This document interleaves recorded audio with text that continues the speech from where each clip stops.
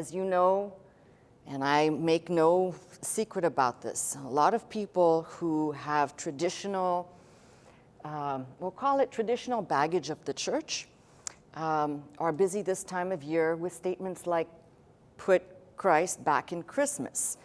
In fact, I was just reading a headline. Actually, I want to say something. I can appreciate the people who think we have to keep pushing this because we don't want our faith to be destroyed, but I wish that people would educate themselves. Christ was never in Christmas. I know that's a bummer for a lot of people, and I can't believe that. Well, take it from someone who lived in that delusion for most of my life, and I've told you the story already, but bears repeating for the people who are new, who haven't heard this. I grew up my whole entire life like most of the people out there thinking that December 25th is Christmas, and this is Christ's birthday.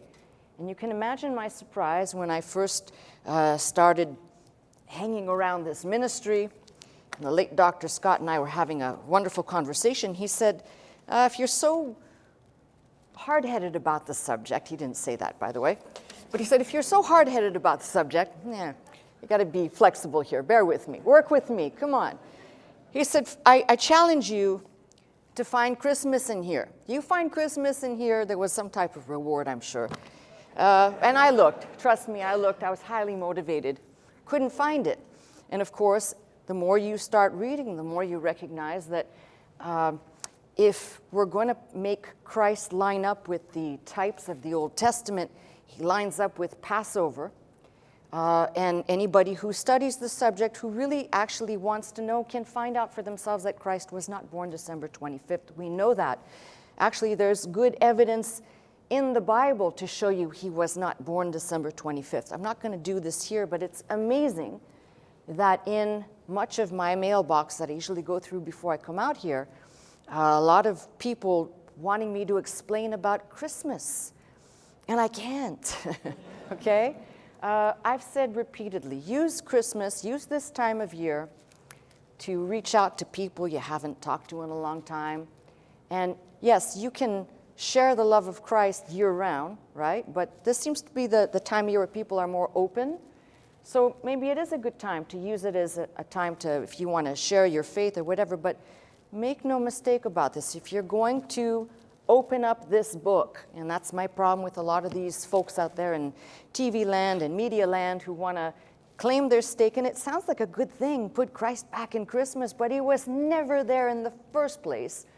So then the next argument is, well, what's wrong with celebrating Christ's birthday? That at least gets people talking about it.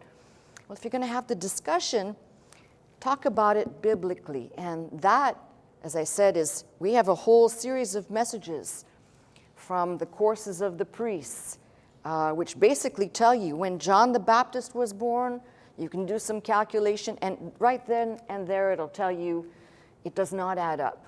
Now, I'm all for any time you can celebrate things, but if you're really going to make this into some big stink, don't, okay?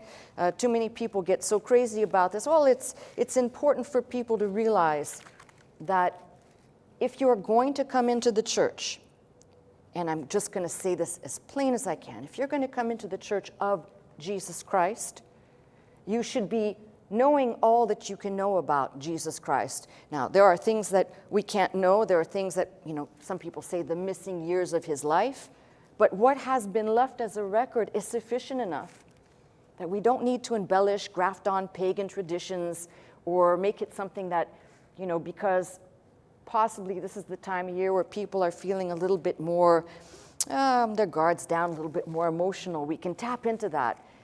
If you're going to come into the church, you better be using this book as your template. And as I said, you'd be hard-pressed to find December 25th. And I can give you 1,000 other reasons, but this is the time of year where people will go crazy. And even new listeners will get very mad at me and shake their fist. Well, listen, I was in your shoes probably, I'm going to say at least 25 or 30 years ago. Did the same, went through the same things, disappointment, frustration. But the Bible's really clear. When you read this book, you find out about the truth.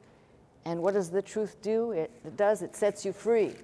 So I'm not inclined to perpetuate things that just don't belong in the church. So if that offends people, that's life. All right?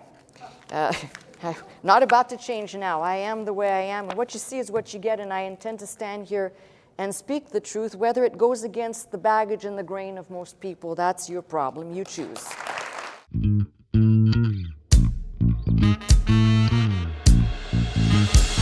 into this house, magnify the Lord, lift up holy hands, our hearts in one accord, worship and bow down.